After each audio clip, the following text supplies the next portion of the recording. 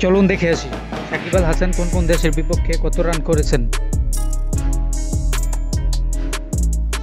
United আরব আমিরাতের বিপক্ষে 13 run, হংকংয়ের বিপক্ষে 34 রান, ইউএস এর বিপক্ষে 36 রান,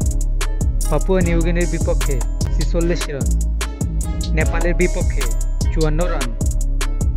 কেনিয়ার বিপক্ষে 58 রান, ওমানের বিপক্ষে 59 রান, বারমুডার বিপক্ষে 68 রান, নেদারল্যান্ডসের বিপক্ষে 109 রান, কানাডার বিপক্ষে 134 রান, স্কটল্যান্ডের বিপক্ষে 167 রান, আয়ারল্যান্ডের বিপক্ষে 560 রান, অস্ট্রেলিয়ার বিপক্ষে 597 রান,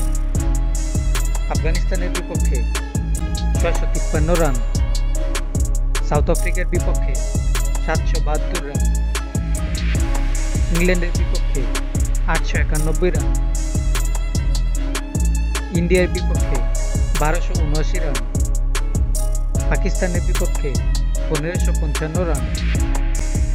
শ্রীলঙ্কার বিপক্ষে 1564 রান, নিউজিল্যান্ডের বিপক্ষে 1645 রান, ওয়েস্ট ইন্ডিজের বিপক্ষে 2132 রান, জিম্বাবুয়ের বিপক্ষে 2304 run. Please subscribe my YouTube channel.